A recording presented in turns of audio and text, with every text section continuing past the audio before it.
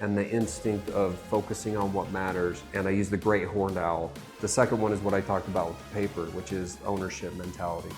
The lion, the action instinct. So I use the cheetah. And then the fourth one is the honey badger. Wake up early and I would just sit in silence. Like I would just sit on the couch in the dark and just sit there and think, process everything that was going on and try and focus on what mattered. It's gonna make you a beast and it's gonna make you great at what you're trying to figure out, because it's a barrier to entry, ability to sign up for pain and challenges. A lot of people don't want it. We're human. We like the path of least resistance. And avoid pain.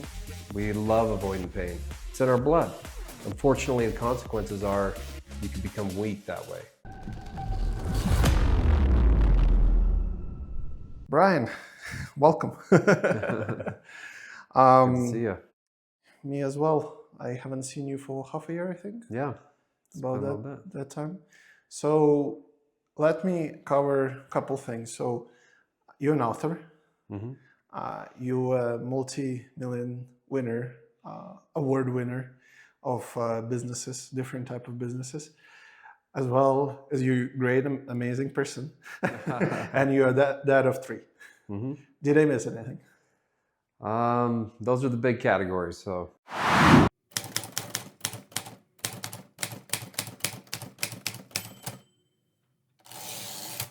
I think was a small category. No, I know there's probably a lot, just in who you are and what you focus on. But yeah, that's the majority of my life. I mean, those are big parts of who I am. Yeah. So let's start with the beginning. Where did you grow up? About half hour, 40 minutes north of here. Smaller town called Far West, Utah.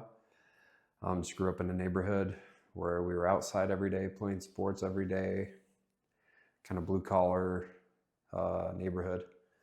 I grew up there my whole life. Just grew up playing sports and What type of sports? tried all the sports they had: football, basketball, baseball, soccer. I kind of stuck to football and basketball. Football being the main one. What position you played? I played most of the positions over my life, but mostly lineman. Lineman. Yeah, offensive lineman, right guard in high school. And really that translates a lot to actually like who I am, that position. When you think about, do you know many football players? No, I don't watch sports just for reasons that I watch how people chase their excellence instead of I will chase mine. Right now, I'm sitting here with you and having this conversation, right? So I mean, I watch less and less and less, just being involved in my own thing. But a lot of the most popular NFL players are quarterbacks.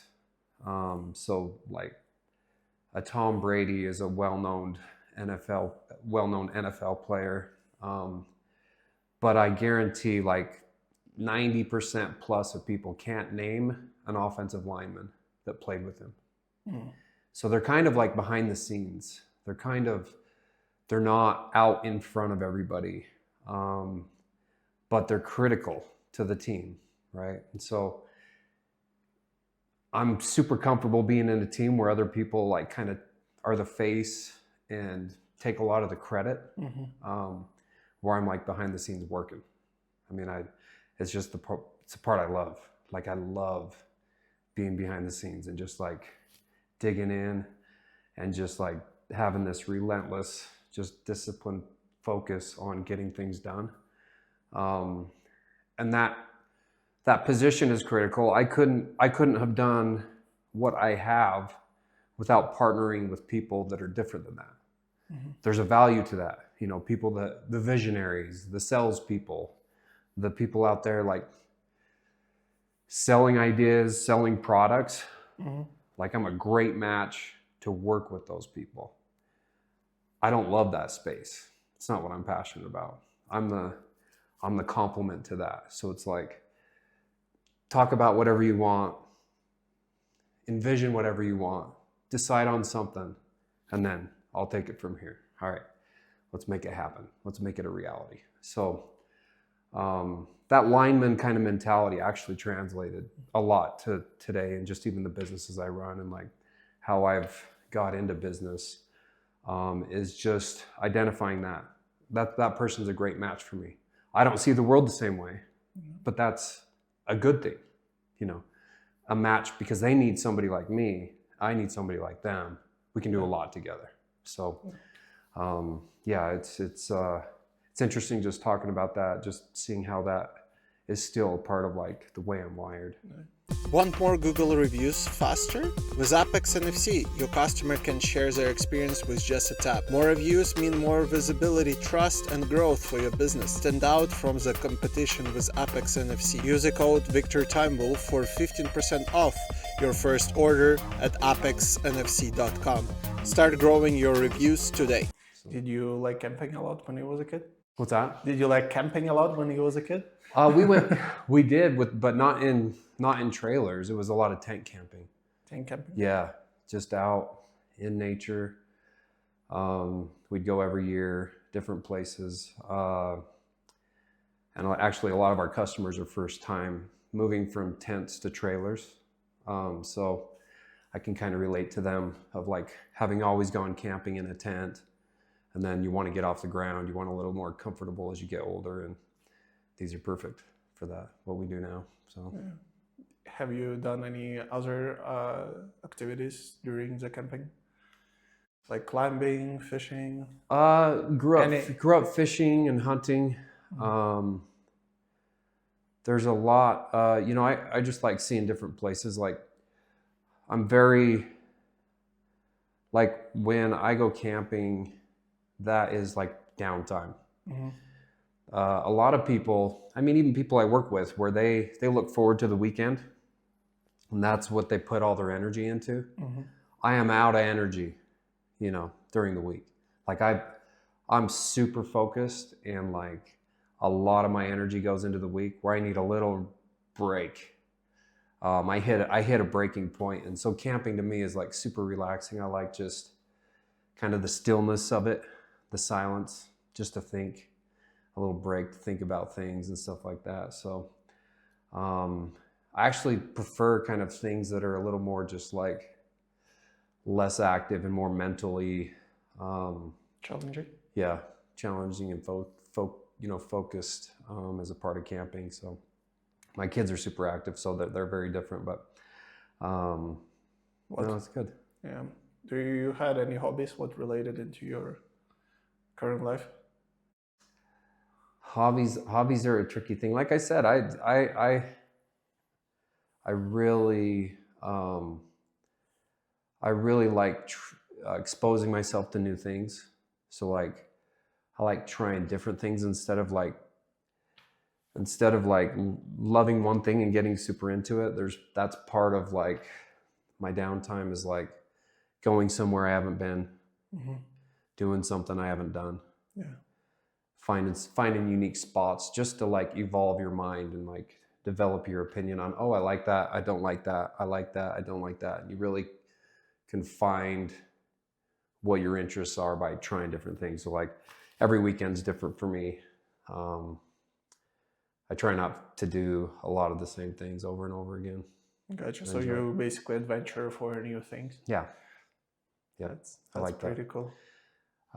There's a downside to it in that you don't get really great at any of those hobbies. You're always trying new things, but you get breadth of exposure and kind of identify things you like. What's the name of the cat? There's a bunch of strays around here. Oh, really? Yeah. They live in the fields. So yeah.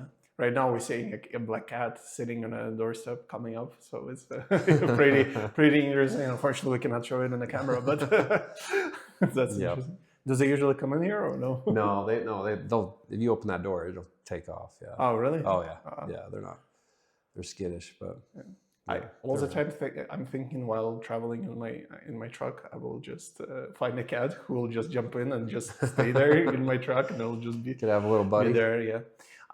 Translating from Hobbies, you having a family of 3. How that happened? So part of the story of me growing up, in this state, it's a pretty religious state. I grew up super religious. Got married young. I was 21 when I got married. My ex-wife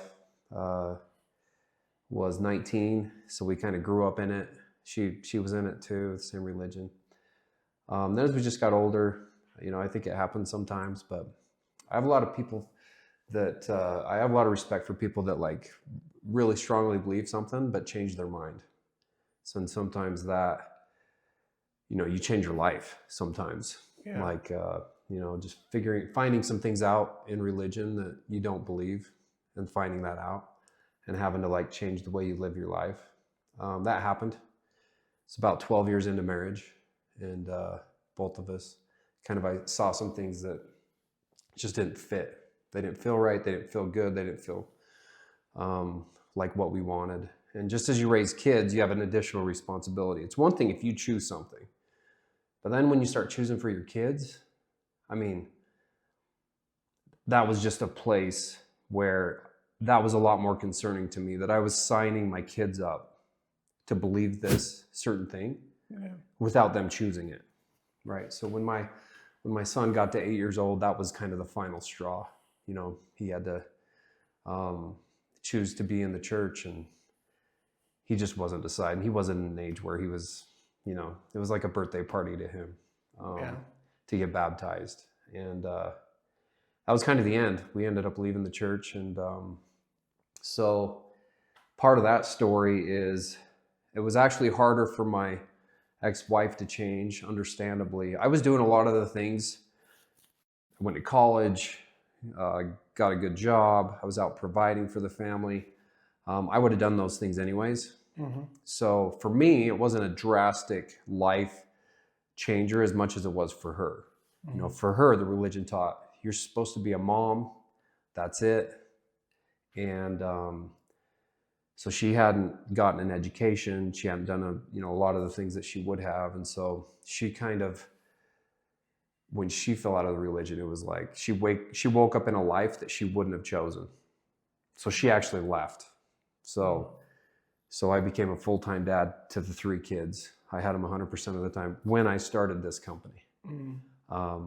That was the hardest time of my life, for sure. I was waking up 4 a.m., falling asleep in work clothes, being parent in the morning, going to work, coming home, being parent at night.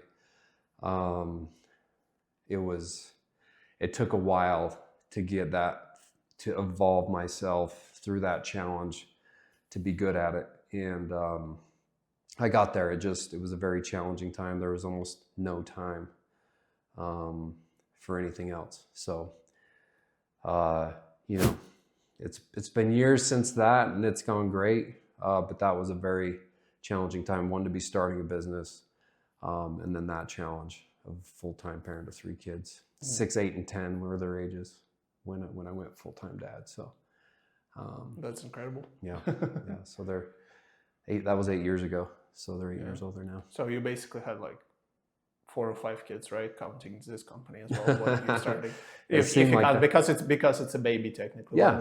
Until it's gonna grow to maturity. Yeah. And maintain itself, right? That's a good way to describe it. It definitely felt like that. Yeah.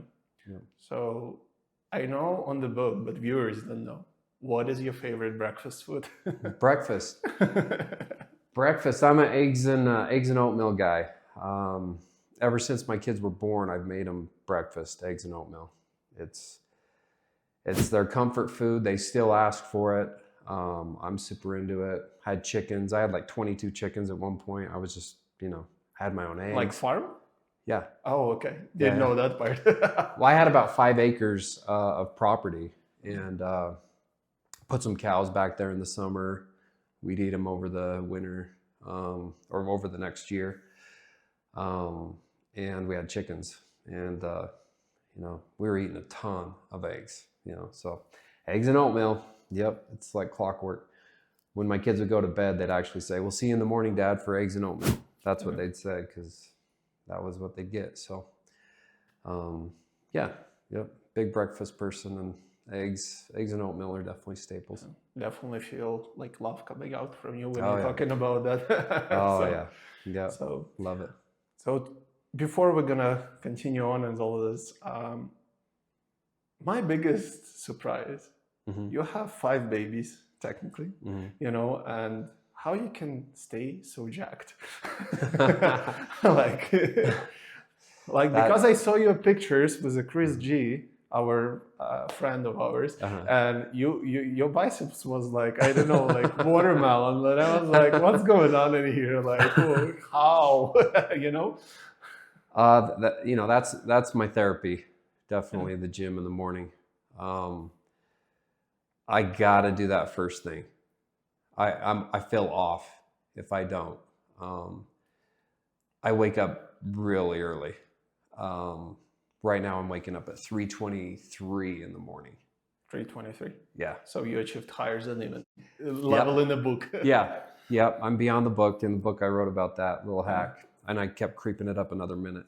So I'm to 3:23 a.m. And I wake up and I have a routine. Part of that is, you know, it's just the stillness of the morning. I love it. I love being at the gym and nobody's talking. You're there working out. It's not social hour. You're there to get stuff done. And yeah, it's been important to me to do that. So yeah, that's a 6 or 7 times a week, every day. Yeah. Once in a while I'll take a day off. Do you usually do strength or cardio or everything? So I start fasted cardio. So that's first thing, treadmill in the garage. Gym isn't open yet. Yeah. So I do cardio, just slow incline uphill cardio for a while, and then to the weights, and then home. Yep. So all overall, how long workout takes, for an hour-ish or? With cardio, it's like an hour and a half. Yeah. Weights are like 45, 50 minutes, something like that, almost an hour. Cardio is like a half hour. Sometimes I'll bump that up a little bit sometimes, just depending on what I'm doing. Gotcha. Do you usually listen to music or audiobooks? I'll do both. I'll kind of interchange it. A lot of the times it's an audiobook. I do have definitely a playlist, yeah, that can get me in the right mental space to really push myself. So okay, what's the last audiobook you listened? Right, I mean, I'm listening to one right now.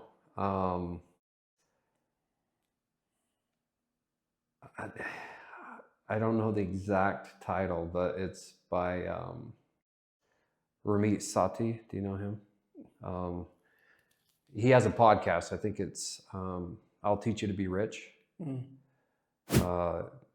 He's got an interesting balance of discipline with not spending money in the wrong places, but definitely spending money in places that you love.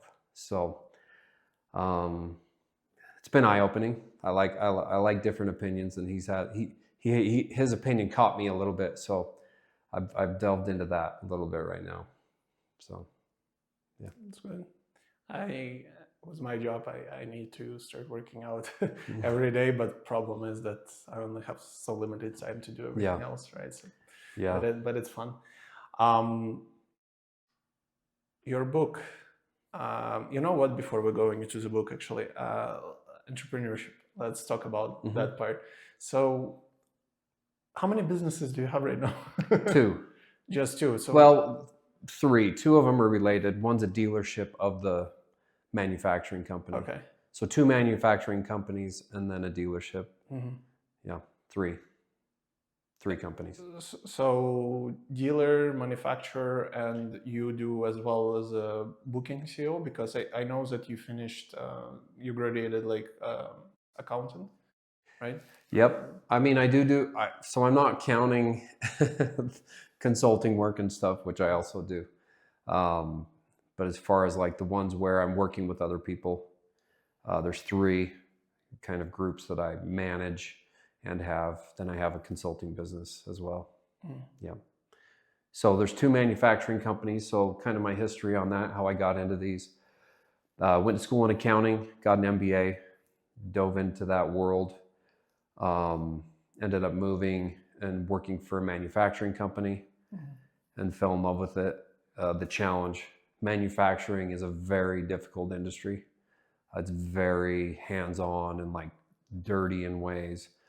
And it's very people intensive, and you have to really be up for a challenge diving into manufacturing. And I've loved that challenge. I've liked trying to figure that out. I got to a place where I was a CFO of a manufacturing company, and the president of the company was getting close to retirement and didn't want to mess with some of the metrics that she was incented on. And I wanted to do some things in the company that would have changed those. So I found a company called Sterling ATM. They hired me as their CFO. And I earned my way into ownership in that company. So I took over operations. I'm over everything except for sales, basically. And they gave me equity in the company. So I've earned, more and more equity in that company. And then I started a second company with the president who hired me. So he's also my business partner in the second one. So he's a visionary, a designer. And once he comes up with an idea, I grab it and say, all right, I'll make it happen. So started that with him, and then we started a dealership company to sell the trailers that Bean trailers. Bean trailers. Yeah. Yep. So that was 2016. So that was 8 years ago. Why is it called Bean? So when we were developing the trailer, if you can see the shape right here. You can show it on the camera if you could. Oh, sure. Yeah. Yeah. So yeah, and explain why it's Bean. Yeah, sure. Just the shape of this. So this is a teardrop trailer. Yeah. They're built to be lightweight so that you don't have to buy a big truck to pull them. Yeah. So, and there's a kitchen on the back. So there's usually a hatch that opens up, and your kitchen's on the back. It's a queen size bed down here. You can put tents on top. There's storage on the front, inside. If you look it up, there's a lot of information on these. But when we were developing the product, we didn't have a name yet. And Mark, who I started the company with, his daughter, who I worked with as well, she was pregnant, and she had a pregnancy tracker like app. And just when we were trying to decide the name, it came up and it said, "Your baby's the size of a bean." And it showed a picture, and it was the shape of the trailer. So we were trying to name it. It was like Bean Trailer. It was an idea. It was like kind of like it. That baby's about to be born. This company's about to be born. And there's a human connection there. She ended up having the baby, and she actually named her daughter. Her middle name is Bean. Oh, really? So yeah, so there's actually a human, girl. She's about coming up on eight probably. Does she know the story? Yeah, yeah. She knows cool. where her name came from, but that's where it came from. Yeah. So yeah, that's pretty cool. That's really interesting. Yeah. On your website, and you actually shared with me today, AI podcast. That leads us perfectly into today's deep dive. Bean trailers. They've been, you hear the buzz, right? Especially all this talk about how tough they are, how they're made for off-roading, their website, it's all go anywhere, take on any terrain. So we're going to dig in and see if that's the real deal or just marketing, Yeah, because that's a bold claim. And I'm guessing if you're listening to this, thinking about actually buying a teardrop, you want to know if it's legit before you take the plunge. Absolutely. And right off the bat, their website, bam, front and center. They're talking about this one-piece fiberglass shell construction. Like their big thing, they even say, quote, "This means you never have to worry about leaks." Now, anyone who's spent time in the RV world, that's a big, bold statement. Leaks are like the arch nemesis, right? Which describes everything from your website, and basically you have a difference between your RVs and other people RVs that you don't use aluminum, you use fiberglass. Yep. Is it correct, right? Yep. And it's leak seal proof, basically. Yeah, what's unique about these trailers, and when we started this company, one of the things when Mark was actually looking to buy one of these, and he couldn't find one that was built to the quality that he wanted, and so we just talked about whether or not we could make one. And so part of the problem with off-road trailers is when these go off-road, if you're going on like a washboard road, this is just going to rattle over time. And so the way that trailers are built, you have a sheet material, and then there's trim and glue basically holding this together, right? So over time, one of the most common things is leaks in the roof. Eventually it's going to fail. So what we did is we built it like an upside down boat. So this is all one piece. There's no seam. So it's a big shell over the top. So very different when it's going off road. There's no place for it to come apart. It's all one solid piece. So these trailers are going to be around longer than you or I. Like these trailers will be somewhere. They're just going to be around for a long, long time. So they're built differently. A lot of trailers end up in landfills and junkyards within 5 years. These are going to be around a long time. There are some trailers out there, they're super old. They've been built like this. There's some that have been like built in the 60s. I mean, they're still around. So we did it a little more modern than those companies and did the teardrop version of it. Yeah. I'm actually interested in buying a rent and traveling around the world one day when I will laid off from this, because it's fun. Like what's the point of staying in the city and paying a huge amount of rent when you can travel and see the world, right? It's like no brainer sometimes. We have customers that live in them. Yeah. Is this version? Is this the biggest version, or do you have like smaller or different sizes? A lot of the current ones that are for sale are a similar size. They're all a similar size on the exterior. Depending on what options you have on the inside, there's a little more or less room. But we're also developing a bigger trailer right now too, being squared. Yeah. Best question I will ask you: have you considered sending a message to Elon Musk to put a Starlink on top of them and sell them as a package?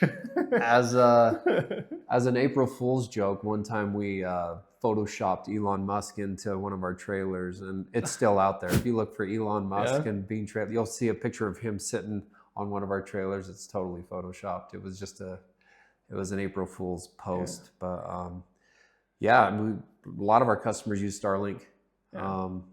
And they live on a mountain, all by themselves. So I have a Starlink on my mountain, on my truck right now, mountain. I'm driving everywhere with it. Like it's working, and I'm not hitting with 18-wheeler. I'm not hitting any bridges, any roofs, nothing. It's just I'm putting it at a level where it's like flat, and I have internet connection anywhere basically. So that's amazing. Yeah, it's really good for a lot of reasons, especially safety, because sometimes you get stuck in Colorado somewhere and no network, no nothing, and you cannot connect. At least you have internet, you can connect this way. Yep. But other ways is like downloading everything, on the fast on the go when you want to listen to audiobooks and stuff while you're driving, because it's basically what I'm listening to. But yeah, that's definitely interesting. Slowly moving to the book, because I have a lot of stuff, but it's like on the edge of manufacturing and all of that. Sure. What's the problem with the paper? I'm so confused. When I read the book about it was a paper, I think. We're out of paper. Right? Oh, we're out of paper. Yeah, in a book it was. Could you explain more, because I was so confused. Like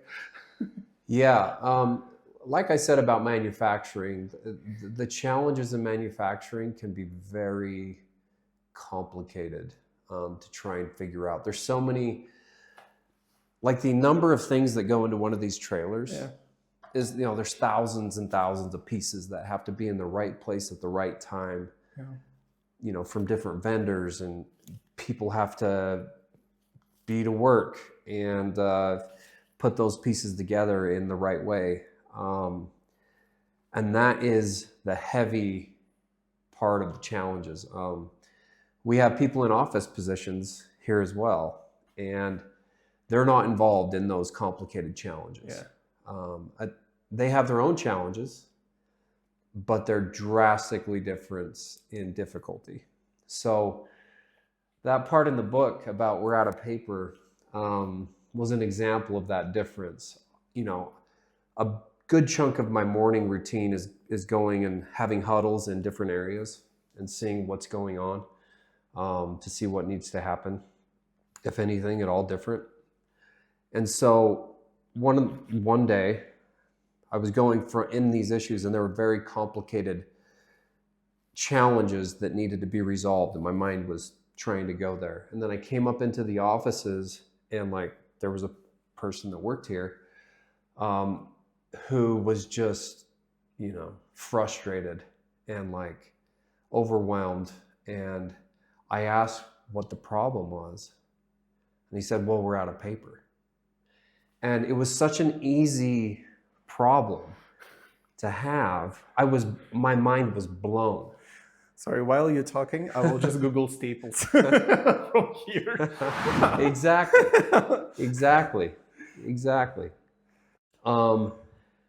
The idea that was going to stop someone from like being productive that day was absolutely insane to me. I actually didn't even know how to respond, because in that moment, I know I wouldn't have responded well coming from that. And you know, that was a sign, you know, that was just a signal to me about, you know, how wrapped up we can be in our own issues, and just how minimal some problems are, and that people are going to have a lot bigger challenges than us. But it also was on me. Like I, you know, part of what I wrote in the book, you know, one of the kind of symbols of the lion and the ownership of your pride is even that comment I looked at as my problem. Like I looked at that as like, I've somehow facilitated an environment for him to think like that's a big deal, and that he couldn't just easily resolve that on his own. Yeah. Right. There's something that I needed to do differently to just make that as obvious as it is, that you can just go solve that right now and get back to work. So, you know, that was definitely an example of just a very drastic difference in challenges in the worlds that we live in. Sometimes our issues are very small compared to other ones going on, but also the ownership mentality of like, really all the issues that happen are really mine, my fault, and I can help change those.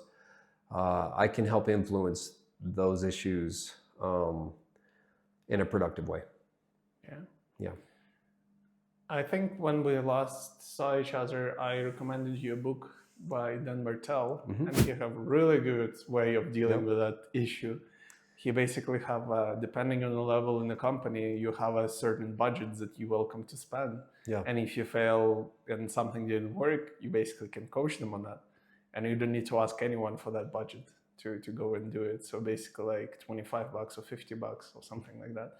Or if it's like $10 problem, like why are you bringing me? Because you're probably worth right now close to $2,000, $5,000 an hour person, right? Or even more, I don't know.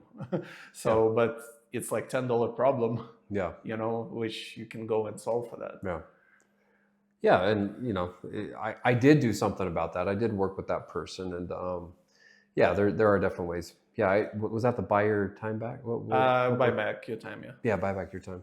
Yeah, I did listen to that. Yeah, I liked it. There's definitely an application there of, you know, putting your time in the right places and getting other people. That's actually a funny part. When I recommended to give you advice, you know, like even though I don't have anything or I cannot give advice usually because people like if they're not hires in you, they will not take advice or whatever. But you like, as soon as I said it, like in a week or two or a month or two said, oh, I listened to a book and I will implement the things for it. And I was like, wow, you know, like I was just, because I recommend to a lot of people a lot of things to actually improve their life. But I think you only one who opened my mind is like, maybe I'm not at the right level where people gonna listen, because it definitely have a value. Oh yeah. Yeah. Oh and yeah. all of that stuff. Yeah, you can't really control how people walk through the world, but I truly feel like I can learn something from nearly anyone. Yeah. I don't have all the answers, not even close. I have a very small fraction of the answers, and that's part of why I love audiobooks. It's part of why I like exposing myself to different places, different people, different things. Really, I because I'm looking. I actually enjoy changing my mind. I like being wrong. I like realizing that I didn't see things clearly. Like I like that. It's almost it's like chemicals, a chemical reaction to when I change my mind. I'm like, oh, my mind's now improved. Oh, I was missing that piece. I can take that piece and incorporate it here and apply it here. And I found the same thing with my book. When people found out that I had written a book, I hesitate to recommend it to them, honestly. It's a pretty, I wrote that book very direct to myself. Yeah. If I recommended that to people and they weren't ready for it, they wouldn't get very far into it before they were offended or, felt like it wasn't for them or whatnot. So there's a quote, when the student is ready, the teacher will appear, or right? You don't get to control when somebody's ready for it, right? So like if somebody's not hungry for that, if they think they got it figured out, they don't need anyone else's ideas, they're all set, they're all squared away, they're gonna have a hard time just valuing anyone else's opinion. And I just don't. I try not to be that way. I'm not professing to be perfect at that, but I like living with an open mind to changing it. That's a good mindset to have. Yeah, I found it helpful. I feel like I've benefited a ton from that, from learning from others, instead of having to just fail my way through it all. So that's great. Coming to another question, before we're gonna move on, are you ever out of paper? Not as a showstopper. I've had a printer run out of paper, and it was easily resolved in like 30 seconds. So Awesome. yeah. Awesome. Yeah. So we'll learn something from that. Haven't had that one stop me. Guys, you probably didn't know about it, but I have my own coaching website.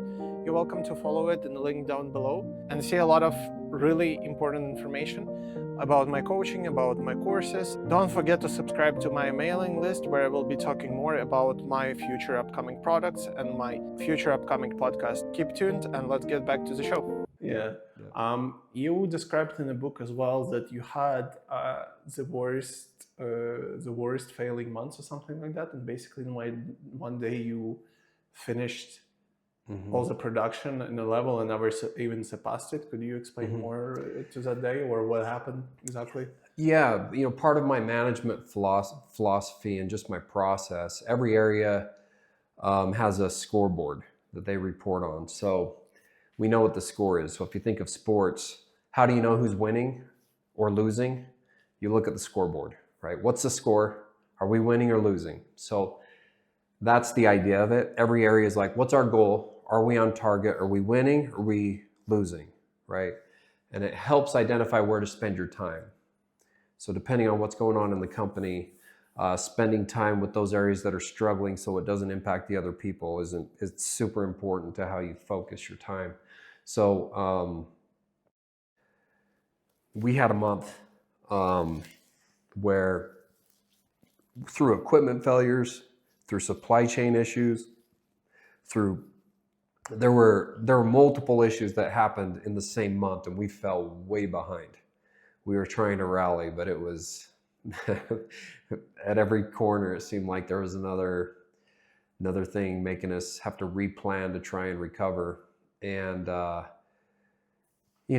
worked with a team of people. I haven't been in war. I haven't been in like life or death war. In the business world, this version of it, I feel like, you know, I don't want to try and compare the two because they aren't comparable, but I feel like I'm at war in business, and the people that I have on my team, like we're in the trenches together, right? Like we're war buddies in business, right? We know each other, we got each other's back, we flank each other. We've learned to work with each other in a way that, I don't know, you got this little tribe, right, of your team. And we've worked together long enough to where we try and rally, you know, we don't put up the white flag, right? And we had a month where it was like, it looked like it was white flag time. We weren't going to make it. And, you know, that team just came out of the woodworks, sacrificing their nights, their weekends, stuff outside of work, you know, and rallied in a way that I had never seen before, to where we did many, many days of work in a short amount of time. And it was key people in all the areas. When we hit our goal that month, that next morning, you know, there were people limping into work the next morning, bloodshot eyes. You know, they had really physically beat themselves up pretty bad to try and do it. But you know, they were so proud, you know, the team, and you know, I was of them too, just to be on that team and work with guys like that, to where you know, I was in awe for a little bit, just to be like, this is the team I'm on, right? Like a team that's capable of doing like pretty Herculean things when the need arises. And you know, that was definitely a memorable moment, and a bonding moment, really, you know, between the team, and just realizing, hey, when it seems impossible, we're still going to give it a shot, you know. Yeah. And we did, and it's led to future success. You know, those rallies aren't only impactful in that moment, but for the future of trying to prevent that from happening again, but also just knowing how to work together in an emergency kind of situation. Yeah.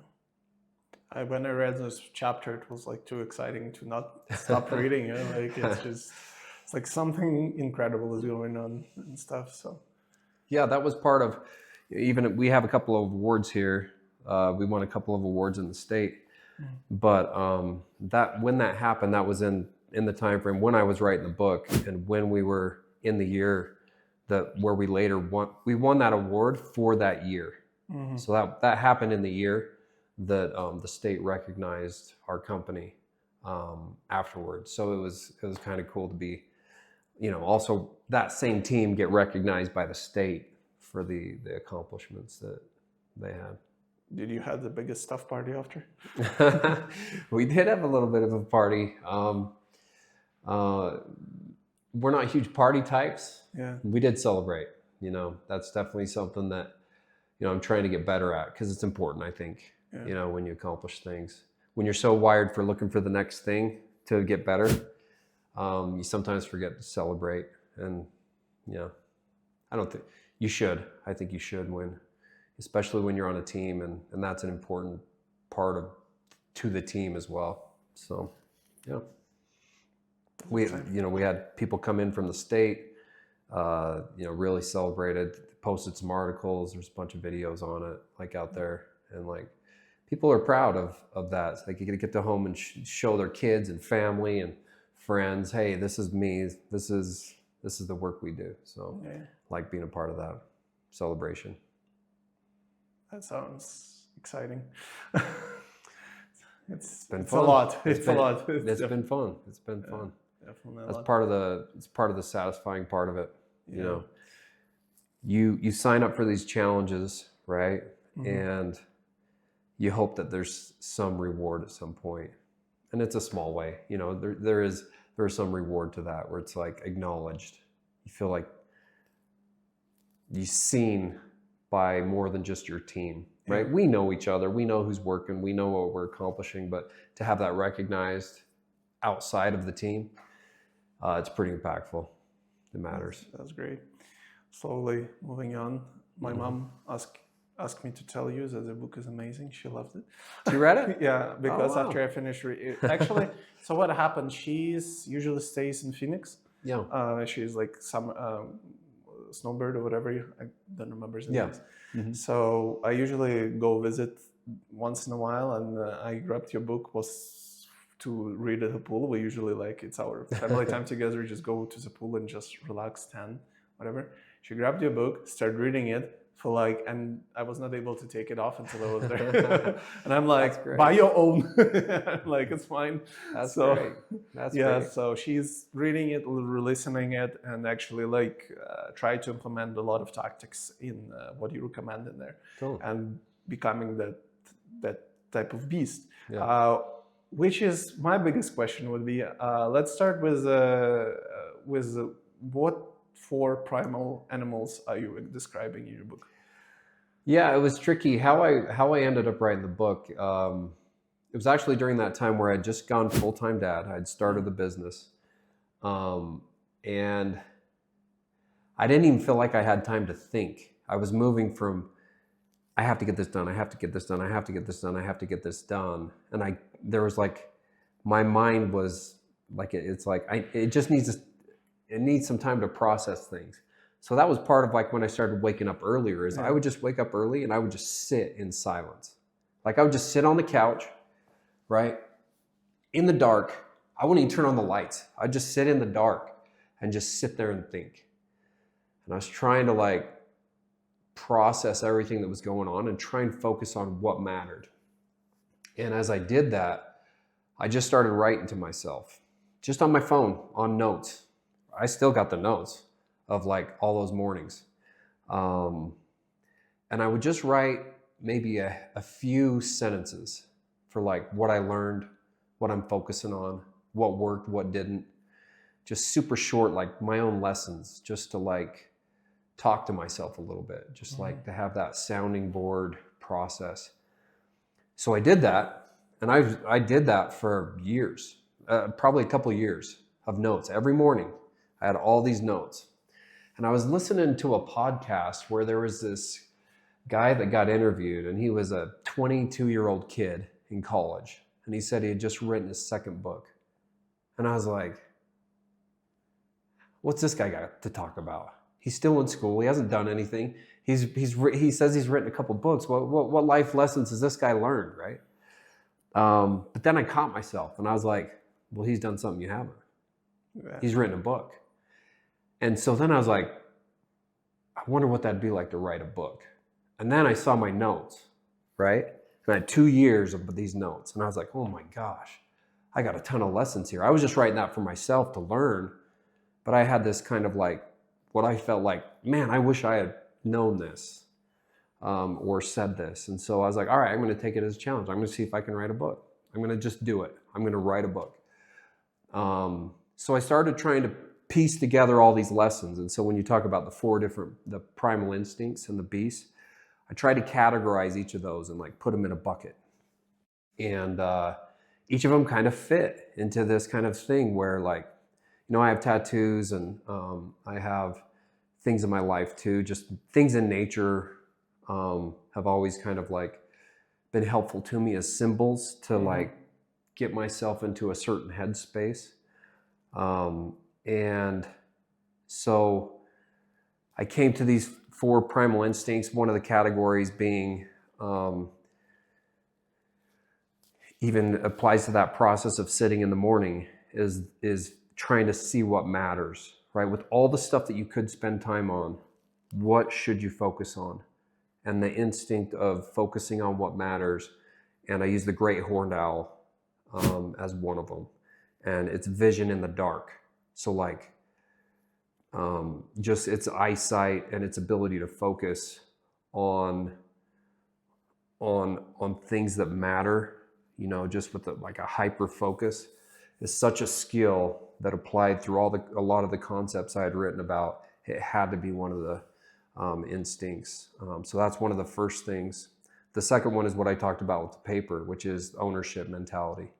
So the lion and the pride that it has and the symbol that it is, and it owns issues, right? It has a tribe of things going on. Those people are working and doing different things, but if stuff needs to get squared away, it gets squared away, right? Yeah. And it owns it. It owns the pride. It owns all the issues in it, keeps the peace, makes sure that it's all good.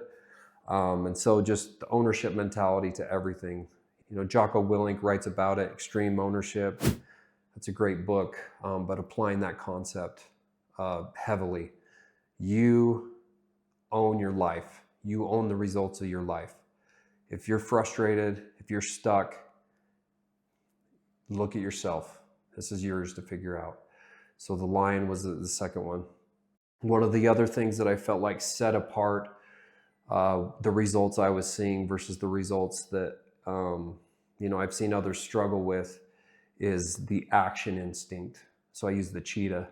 The speed of which it attacks is why it survives.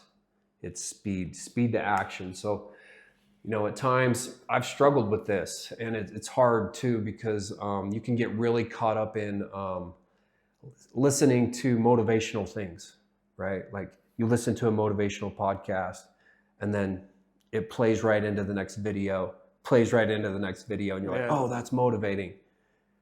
But you're not doing anything. You're just listening to all these things, right? And I found myself getting caught into that before. Part of the danger of it is when you feel motivated, there's actually a piece of that feels very close to being productive. Like you're saying, oh, I'm so motivated right now. And it actually feels very close to when you actually get something done. And it's a lot easier to just feel motivated than to do the work to get something done. And so an application of this would be when I ride to work, the first half of my commute, I'm listening to an audiobook or a podcast, and I turn it off for the second half of my drive. And I think about application. What am I going to do with what I just heard? Like, so when I was reading that book, right? Yeah. I was like, all right, there's a lesson here. How can that apply? And I'm thinking about what I'm going to do today with that information. And that's the action instinct. The cheetah is the symbol of that in the book. But it is the differentiator. People who, you work with all types when you work in a company. And I've worked with people that they would stop once they thought of the solution. They're just like, oh, wow, yeah, I thought about that. Oh, yeah, we should do that. Oh, let's go to lunch.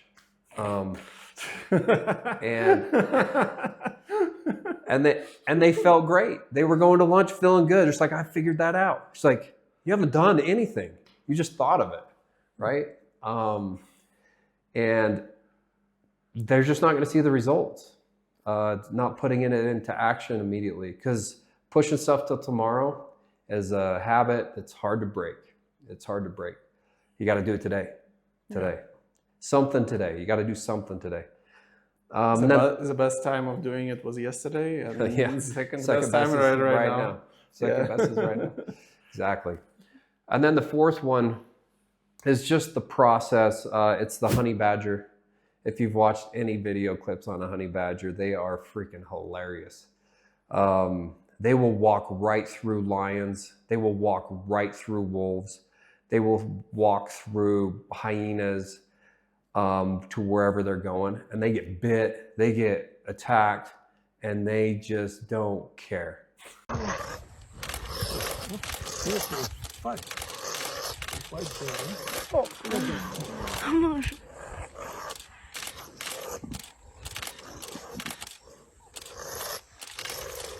Even try and run away. They just don't care.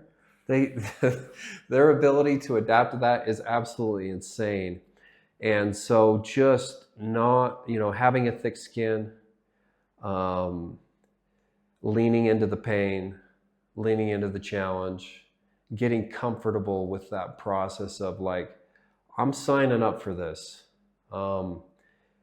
Expecting it to be difficult, expecting it to be painful, expecting to feel, like you got bit and kicked and that, and just, it's the relentlessness of the honey badger.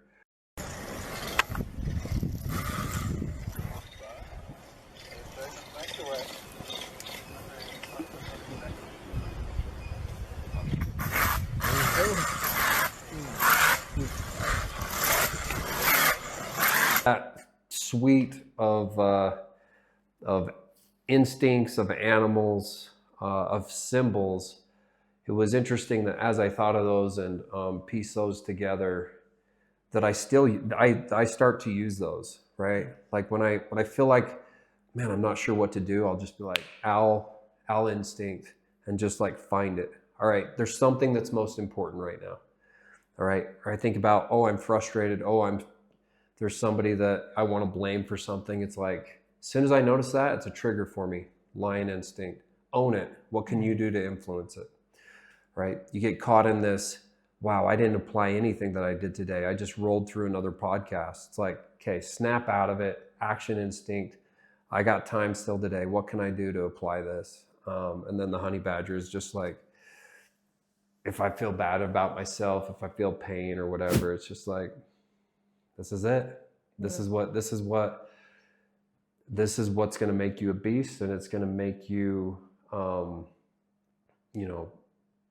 it's going to make you a beast, and it's going to make you great at what you're trying to figure out, because it's a barrier to entry. People's ability to sign up for pain and challenges. A lot of people don't want it. We're human. We like the path of least resistance. And avoid pain. We love avoiding pain. It's in our blood, right? It's part of our survival instinct is to avoid pain. Yeah. Unfortunately, the consequences are you can become weak that way, right? So just identifying that, leaning into it. Those are the instincts that, I pieced together for the book. And to me, they're pretty powerful. Are you planning to add more instincts in a version number 2? I've thought about that. There is a chance I'll write another one. It's hard when you're constantly trying to test yourself. There is stuff that you kind of think through, and you're just like, okay, there's another thing that I learned, right? And there's always going to be stuff to potentially write down. I may or may not do another one. Who knows? Yeah. We'll see. That will be interesting. Yeah. When I finish reading about the book, I actually create my own animal, which is not real, but Which is a what? Which is not real, but it was working for me. I add up on the top of it. What'd you do? I think it's important to have a knowledge and keep the knowledge, which doesn't apply into any type of instincts. It's not means that you can use it today. You just in the future you can use it. And for myself, as a being Viktor, I like to use mythical creatures.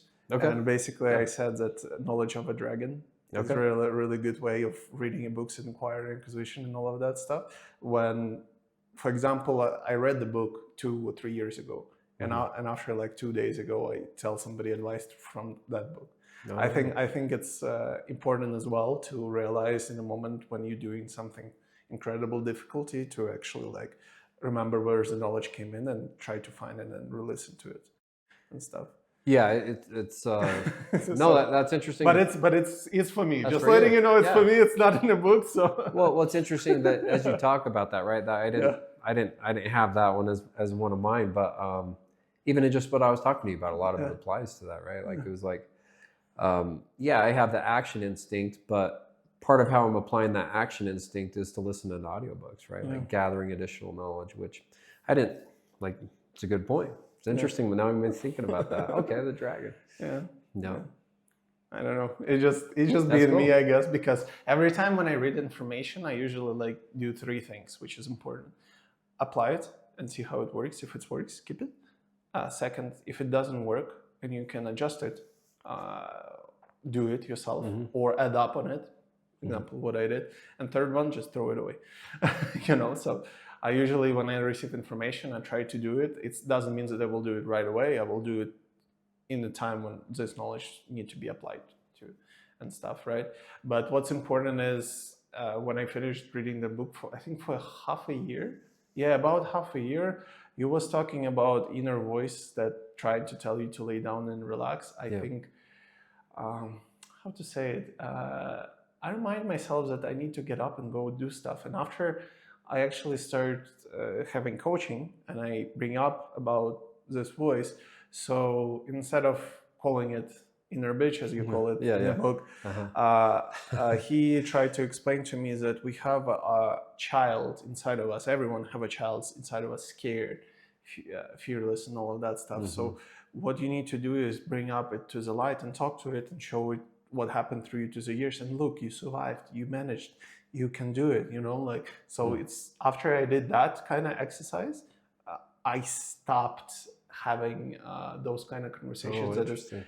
So it's cool. inner that no, it's just a child inside of you. That's about it. So again, adjusting as well. That's great. When knowledge learning, can be adjusted. So but thank you. That's the beginning of actually learning something incredible and stuff. So I love hearing that. Everybody kind of learns different things in different ways too. Just as you piece that together, right? Like, you identified that part, you found a productive way of processing that might be different than mine, but it worked for you, right? And that's an important part of like your own success, right? Like, this is what worked for me, right? If it helps you, I hope. I mean, I intended to write it just to hope that it helps, but even better if you find something that clicks more for you, right? It's like, this works easier for me. Beautiful. Use the stuff that works for you. Absolutely. There is no one way that works for everybody best. But there's commonality there, right? Like, you identified something, you found a path through it that's helped you be more successful and productive. So it's great. Quickly gonna tell a story from my childhood history about honey badger. That, like how you described it in the book, it was me when I was like 6, 7, because I was going like straight, and my mom describing it like, he doesn't care what's in front of him, he just goes that's it. And I don't know, I still remember some moments, and right now I will still do stuff which is like, I should ask, or I should not do it because it's bad, and I just no, I will do it, I will continue going, and no matter what, like, it doesn't matter, like, because it's my life, right? One of example would be, I don't know, I didn't ask, but before, when I used to work on different job, I had a ex, whatever you want to call it, and basically what I did, which was so freaking, like, nobody would do it, and it was honey badger type of shit, with anitis, whatever you want to call it.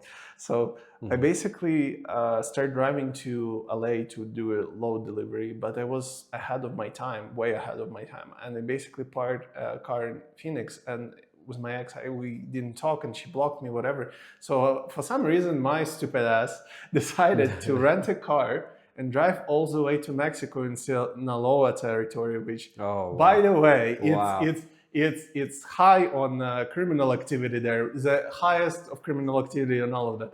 So I rented a car, and when I came to Enterprise, I said like, I need a car to go to Mexico and back. It's like, okay, we will charge $35 of insurance for that. Like, okay, no problem. I basically took a car and stuff. So what was funny, when they give me a car, first of all, they turn on air conditioner up to the high. It's Phoenix, it's hot.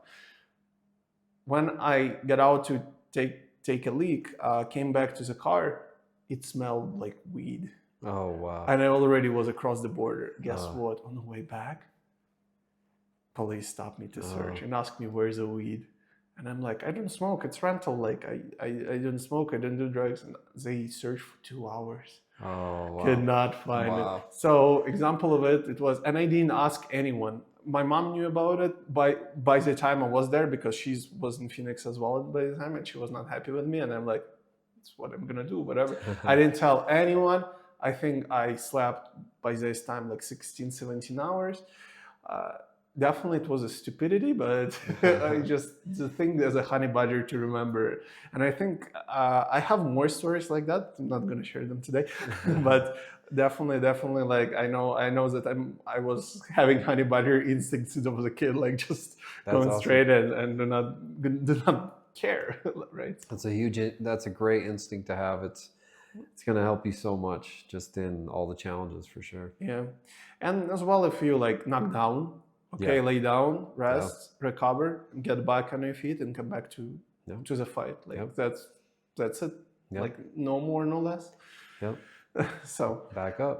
yeah. Question. Mm-hmm. I'm sitting beside this beautiful map here. Uh-huh. When is it going to be filled up? We're working on it. We just finished handing off our 1,000th trailer. Yeah. So we built number 1,000. Yeah. So yeah, those are all the customers that we have. There's one down your way, down in Mexico too, if you look right down there. Yeah, right here. Yep. We have some Alaskas. We're working on filling it up slowly but surely. But we have bigger plans for kind of more distribution type solutions, just as we've developed a trailer that's a little easier to go send to different locations across the country. I think you have one in Canada even, right? Yeah, we got some. Some in Canada. Yeah, we got some. Well, maybe I will buy myself one. Yeah. Maybe soon. So yeah, definitely. Yeah. My idea for the future, have a map of the world Oh. on other world and Yeah. on other wall, Yeah. you know, and just like start filling up that slowly. Yeah. I know you told me that people in Africa was interested in having those type of RVs as well, right? Yeah, we've had interest in Europe actually to ship them over there. There is one. There's actually not on the map. We have one in Argentina that a customer bought and shipped. I think there's an Australia manufacturer. Africa has been another one, definitely. But you know, the pressure's on, right? Like we have all this interest, but we got to ramp up to be able to. When it's a physical product like that, it's hard to just exponentially make, you know, like double the amount that you make, right? Yeah, I mean, like there's so much more. When you try to increase amount, productivity usually drops, right? If I'm not mistaken. It's just you got to get, you know, potentially more facilities, more cost, and because it's physical, just turning that on really quick is a challenge when there's demand. But it's a good problem to have, you know. Yeah. It's a bright future. Yeah. Have you made a handbook for the company how to manufacture everything from A to Z? We're working on it. We have it in parts in places. One of the challenges to that is just when you change, right? You document how things are, but you have areas that are finding better ways to do it. So having the documentation keep up with the changes is a challenge, right? Really? So it's like, here's the way we should do it. In a week, we find a better way, so we change the way we do it. Yeah. And now you've got to update the documentation.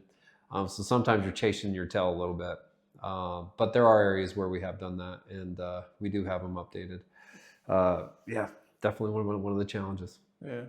So I saw your YouTube channel as well. When are you planning to throw something off the cliff, your RV, and see how it's going to feel better? I was talking about that not too long ago. We probably should. These things are built pretty sturdy, so we do have one on there hitting it with a sledgehammer.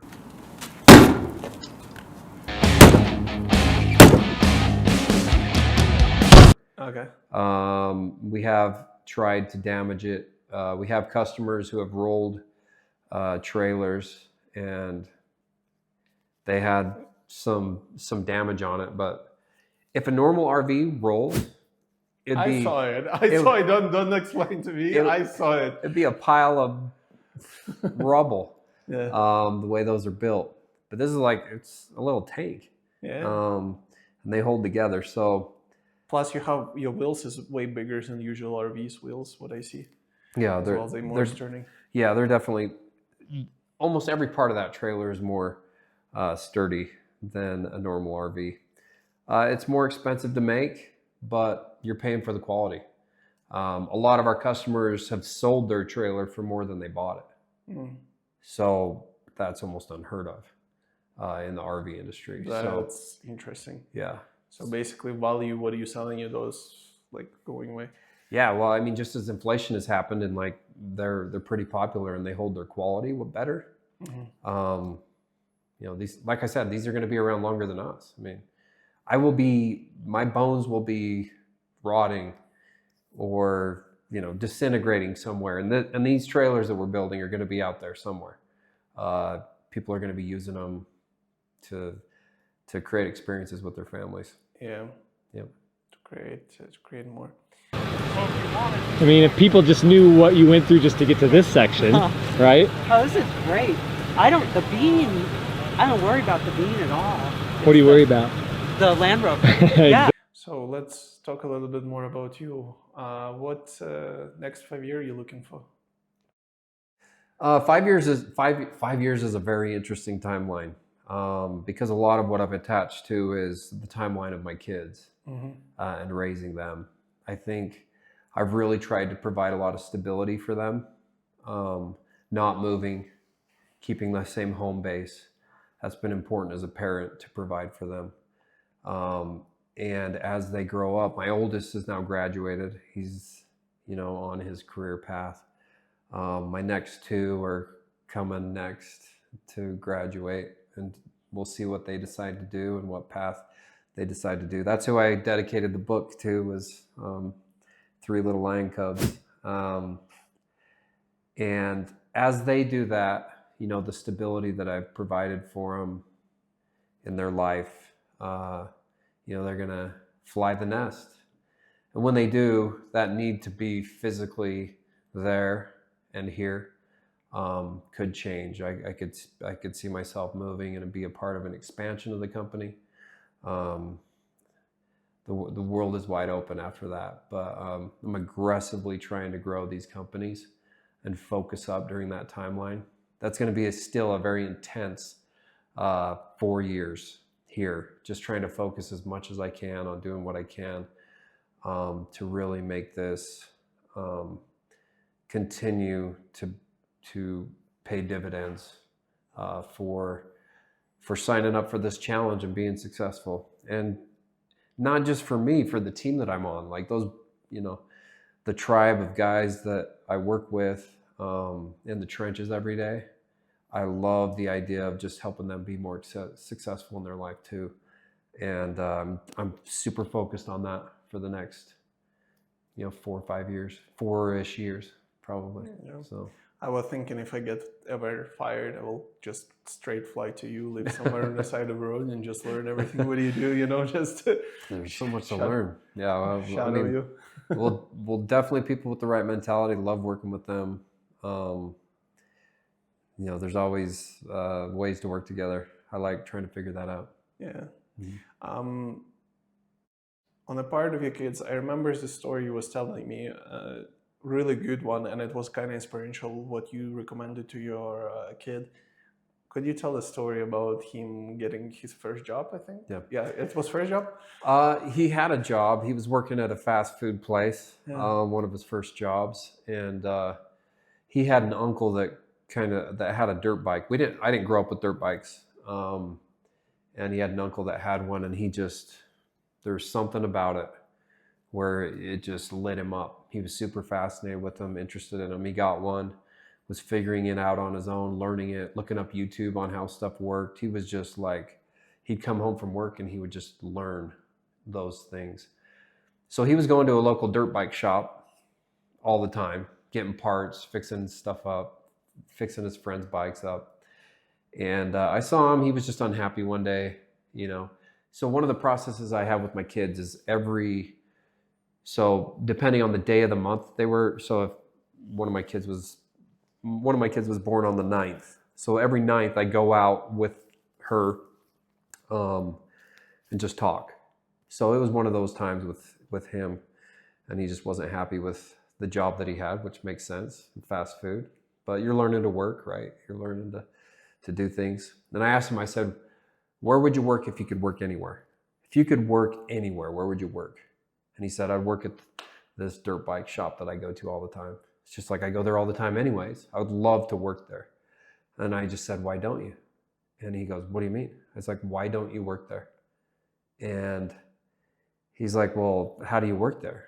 I was like, I don't know yet, but I know there's a way, and I know we can figure it out. If you want to work there, I guarantee you can work there. We just got to figure it out. He's like, well, yeah, I want to work there. So we immediately, again, the action instinct. I was like, we're going right now. So we drive there, right? And we're just talking in the car. It's just like, okay, what's the strategy?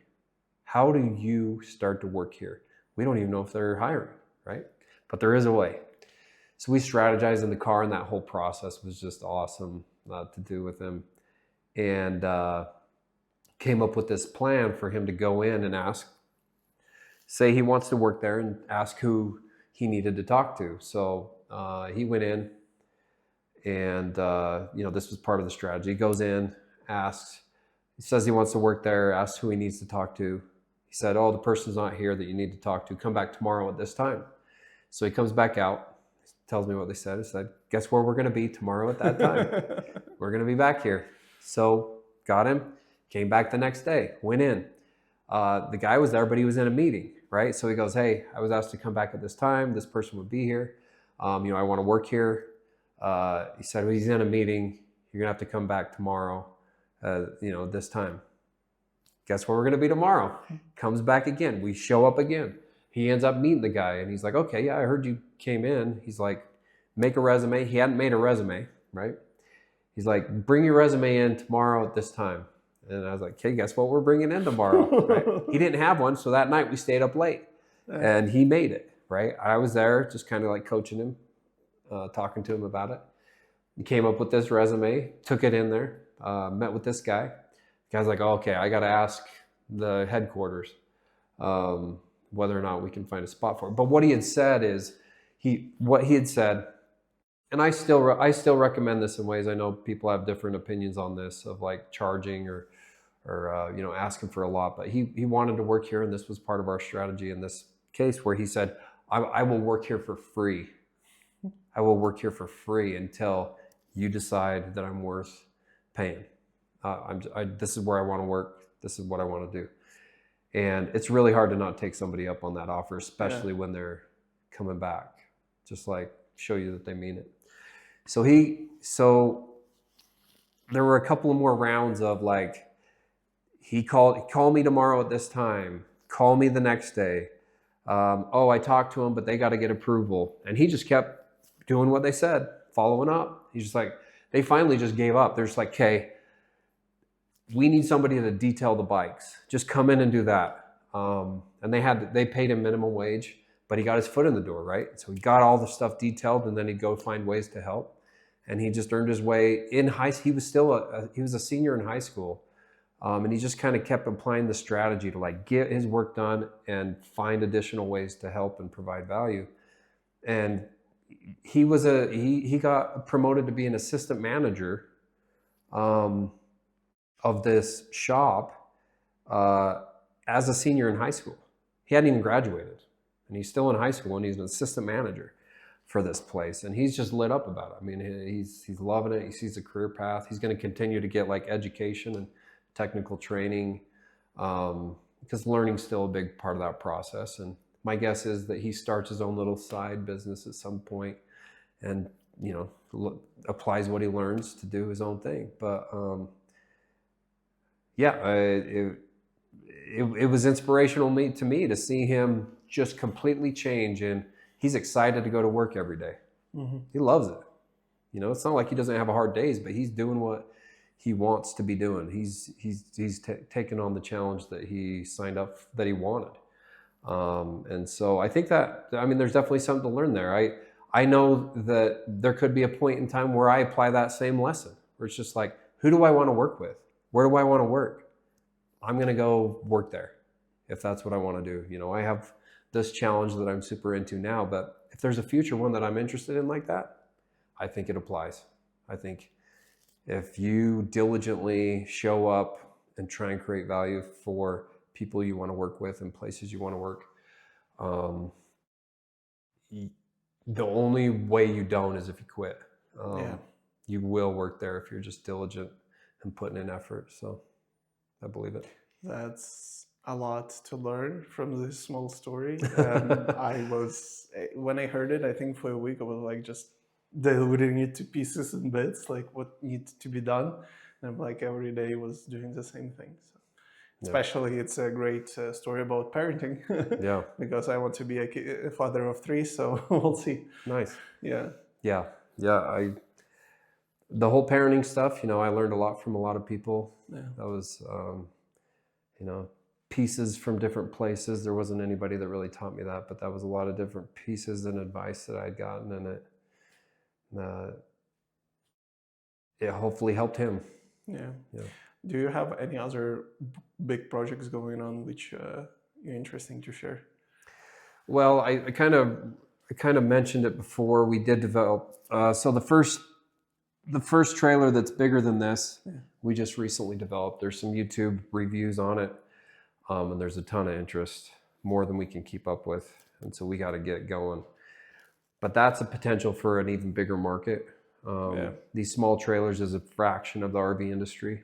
So this bigger one, a lot more people want more space and have bigger families. Yeah. And this dabbles into the bigger size. That's a current one that's going on. There's smaller ones. We've looked at acquiring other kind of companies in the industry that are kind of complementary. Same way I talk about my boss. Yeah.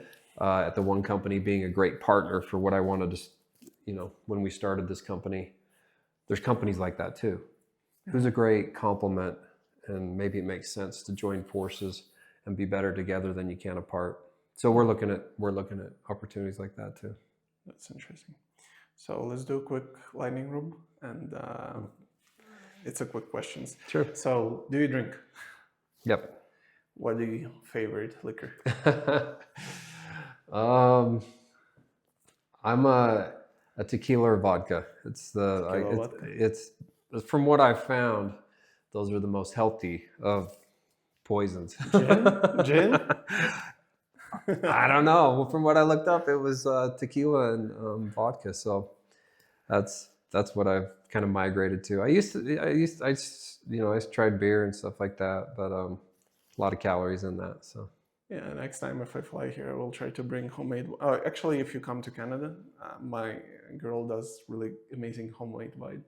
Oh, nice. Yeah, I'll just give you a bottle. You'll try it. It's so Nice. good. Nice. The best place to stay camping in RVs. Best place to stay camping in RVs. My advice on that is to find a close place to where you are that no one else can get to. Mm-hmm. I have that by my house. I can be at the top of a mountain and have the whole mountain to myself. There's a lake nearby, and it's serenity. It's serenity. I think there's, for a little while I lived in New York, and it was fascinating to me how many people lived in New York and had never been to the Statue of Liberty. Mm. I think we're fascinated with places far away from where we are, when there's places that are close by that are just as undiscovered. So, my personal advice is to find the undiscovered areas close by, because you can enjoy them a lot more frequently if they're closer. And that's my preference. Understandable.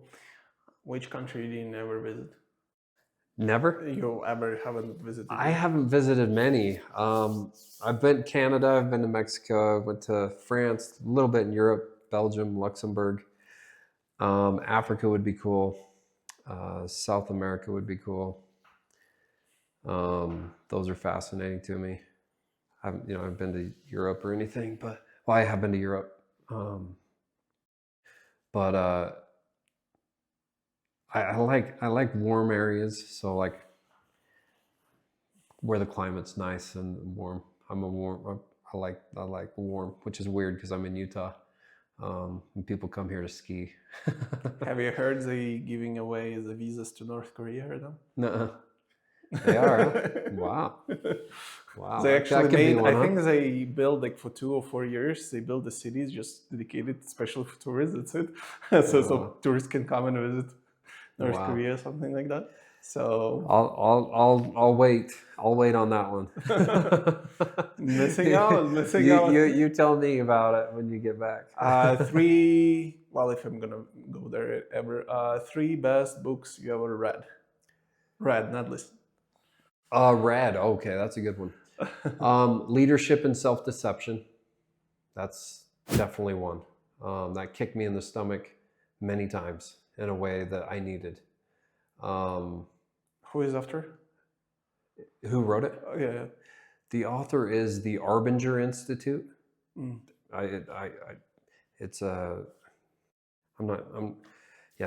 That's who wrote it, the Arbinger Institute. The Goal, it's a classic in manufacturing.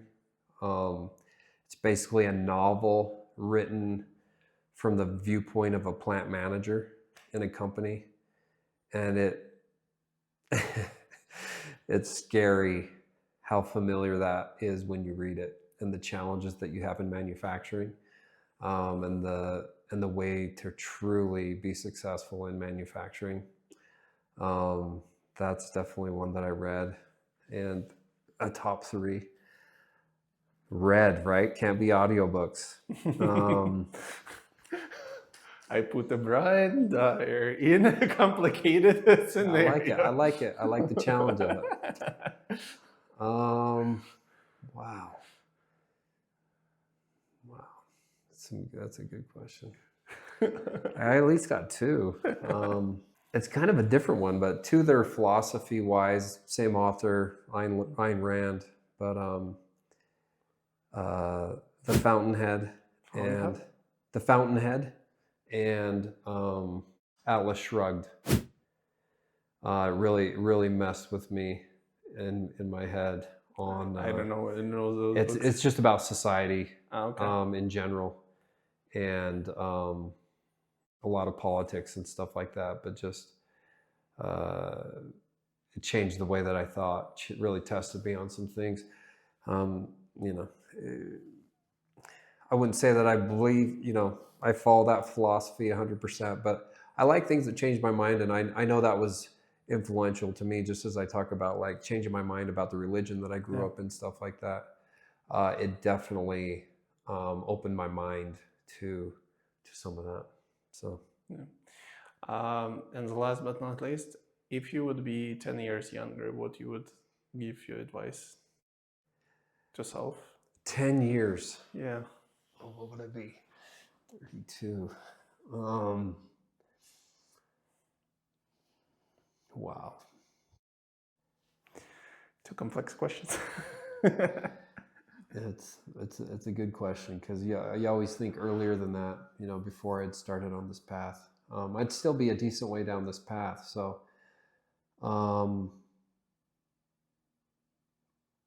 dang. I think I was still, part of what I changed to be, I would have tried to, even as I think about those books, I probably would have recommended reading some of those earlier ones that changed my mind. Because I feel like I was pretty prideful. I thought I knew a lot. I thought I was pretty damn smart. I thought I had it figured out when I was that age. And I thought I knew right. I thought I knew right and what that was. And I was dead wrong. So I think I would have given my advice to read the things that changed my mind. So those books would apply. It'd also be just like trying to develop an open mind to being wrong, and learning quickly. There's the benefit of having an open mind and learning from other people is a path to much more success. That's my opinion. So, thank you, Brian. It was a pleasure. Always good, Vic. And always gonna be talking more. Awesome.